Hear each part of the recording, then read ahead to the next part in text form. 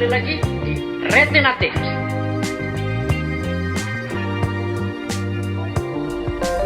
Halo teman-teman, berjumpa lagi dengan saya Ardi di Retina Tips. Kali ini kita akan membahas terkait dengan PT perorangan.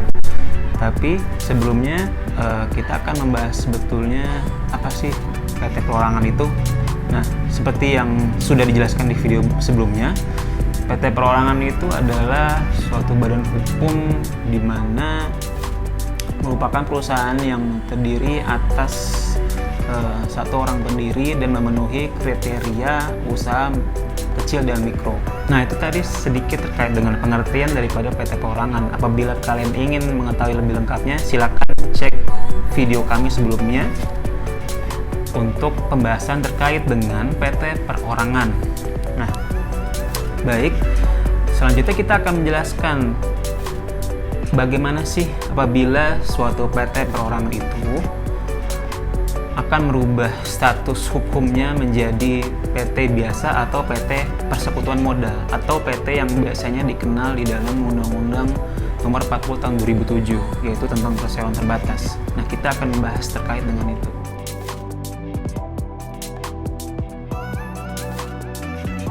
Sebelum masuk kepada bagaimana sih langkah-langkah yang diperlukan untuk merubah PT perorangan ke PT biasa, kita akan sedikit berbicara mengapa sih PT perorangan itu perlu mengganti statusnya menjadi PT biasa.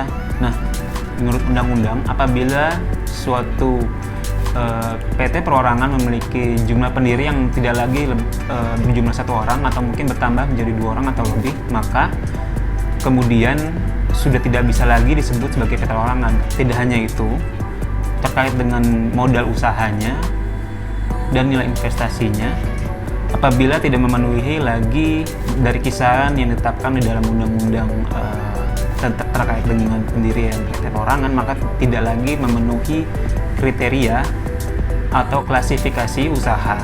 Atas dasar inilah perusahaan PT perorangan ini harus berpindah statusnya menjadi PT biasa atau PT persekutuan modal.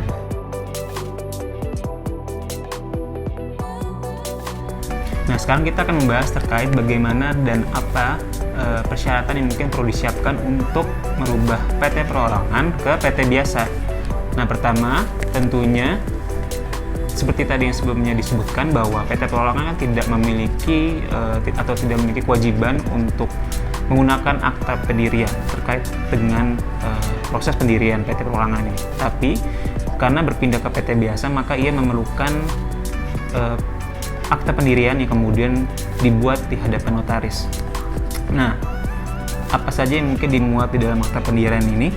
Nah, pertama adalah pernyataan pemegang saham yang memuat perubahan status PT perorangan ke PT biasa. Yang kedua juga menuliskan terkait dengan perubahan anggaran dasar yang isinya diantaranya yaitu nama dan tempat kedudukan PT, maksud dan tujuan kegiatan usahanya, jangka waktu berdirinya PT, besarnya modal dasar, kemudian modal yang ditempatkan dan modal disetor, serta status daripada PT yang terbuka atau tertutup. Kemudian perubahan susunan nama dan jabatan anggota direksi, kemudian perubahan susunan pemegang saham, di mana karena pengalihan saham atau perubahan jumlah pemilikan saham yang dimiliki, terkait dengan pembubaran PT, bagaimana berakhirnya kemudian badan hukum ini, terus perubahan nama pemegang saham karena mungkin pemegang saham berganti nama, dan perubahan terkait nama lengkap daripada perseroan terbatas ini. Nah, apabila sudah dibuat akta pendirian atau akta notaris, maka kemudian notaris bisa melanjutkannya ke pendaftaran secara elektronik melalui sistem administrasi badan hukum atau yang disebut dengan SABHU.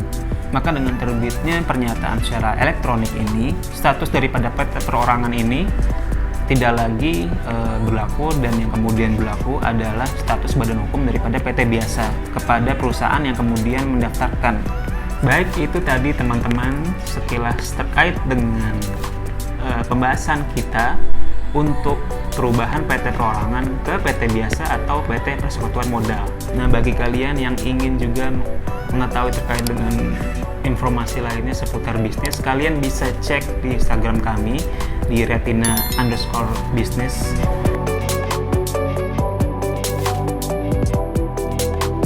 Saya Ardi dari Retina Bisnis mengucapkan undur diri. Terima kasih.